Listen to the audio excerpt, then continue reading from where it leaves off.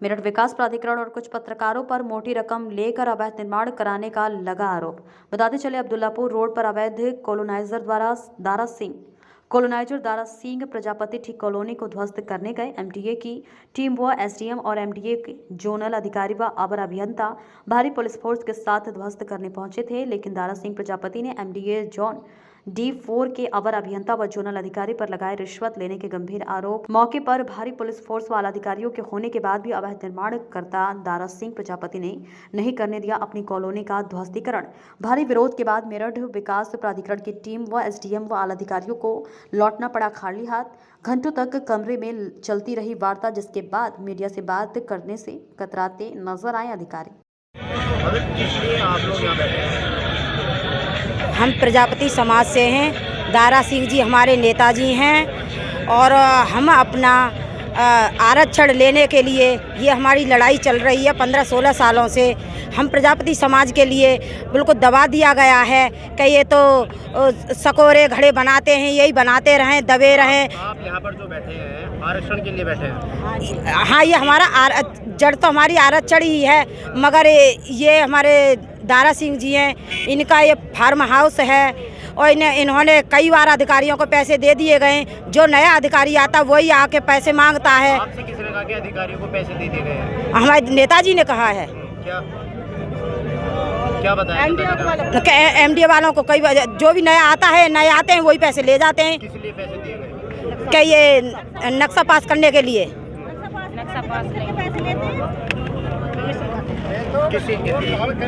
हम अपनी लड़ाई लड़ रहे हैं। हमने अभी 28 तारीख में रैली निकाली दिल्ली के लिए, हमारी रैली भी रोकी गई थी। तो हमारा अधिकार क्यों नहीं देते हैं? हमें हमारा अधिकार दें और उसके लिए हमें यहाँ पे दिखाया गया है बिल्डोजर चलाएंगे। हमारी आवाज़ नहीं सुन रहे वे। आज आप लोग तो यहाँ बैठे हैं। हमारी आवाज़ को दबाने के लिए कर रहे हैं ये यहाँ पे। हमारी आवाज़ दबाने के लिए, इनकी आवाज़ दबे।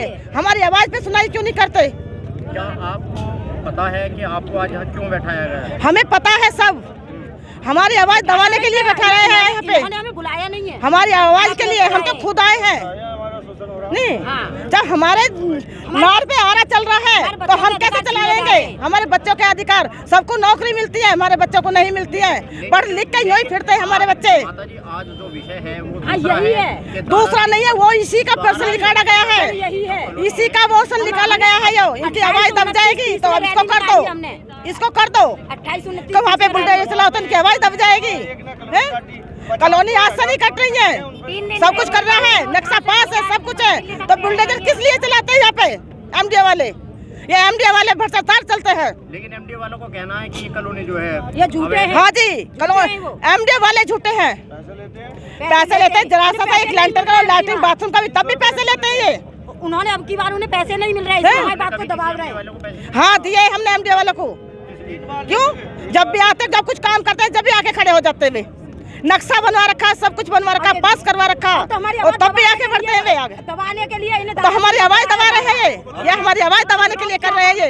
पैसे दे चुके हैं हम कई बार दे सके, 3-4 बार पैसे दे चुके हम, क्योंकि ये हमारे नेता जी हैं, हमारे नेता हैं। हमारी आवाज़ उठाते हैं, इसलिए कि इन्हें दबा में ये बड़े हैं। मेरा नाम स्वामी असीमानंद सरस्वती है और मैं ऋषिकेश में वर्तमान में मेरा वहाँ रहता हूँ। ये जो प्रजापति समाज के लोग आए हुए हैं यहाँ पर काफ़ी भीड़ है, क्या है पूरा मामला? देखिए, ऐसा है, दारा सिंह प्रजापति का ये अपना फार्म है। इस पे पीछे भी कुछ मतलब एमडीए ने कार्रवाई करने की कोशिश की है कि भाई ये अवैध है।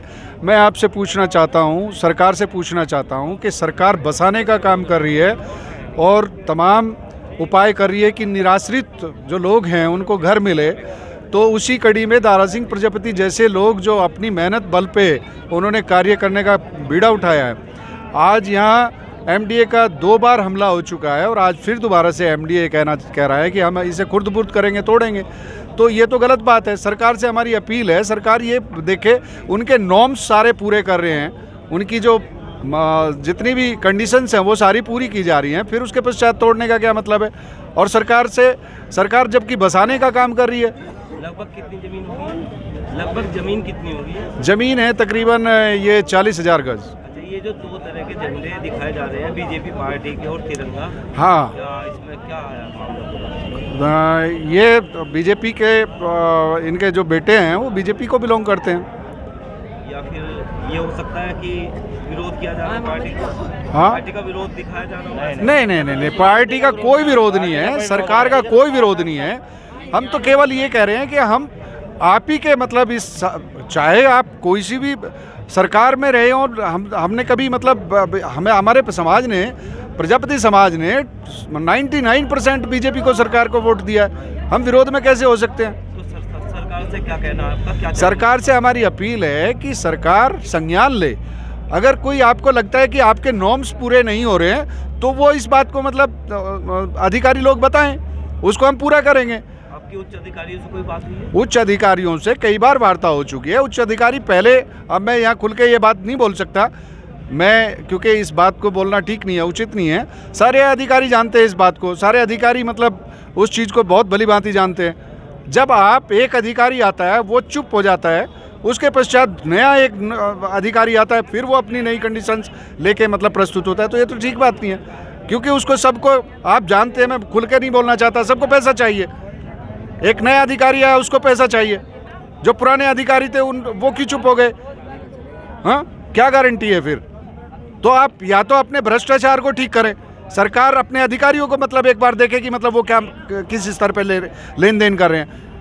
जब शुरुआती दौर में या कंस्ट्रक्शन स्टार्ट हुआ था उस टाइम क्यों नहीं मतलब उन अधिकारियों ने वहीं रोक दिया?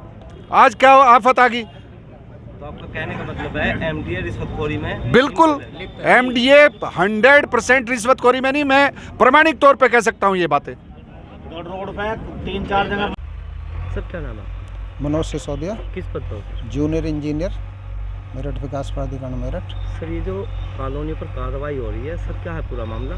ये सभी जो है अवैध कॉलोनी विकसित की गई हैं लोगों द्वारा, और जिसके विरुद्ध प्राधिकरण द्वारा उत्तर प्रदेश नगर नियोजन एवं विकास अधिनियम 1973 जो हमारा एक्ट है उसके सुसंगत धाराओं में कार्रवाई कर ध्वस्तीकरण आदेश पारित होने के उपरांत ये कार्रवाई की जा रही है। सर जैसे कॉलोनियाँ बनती हैं, इतनी लेट कैसे पता चलता है?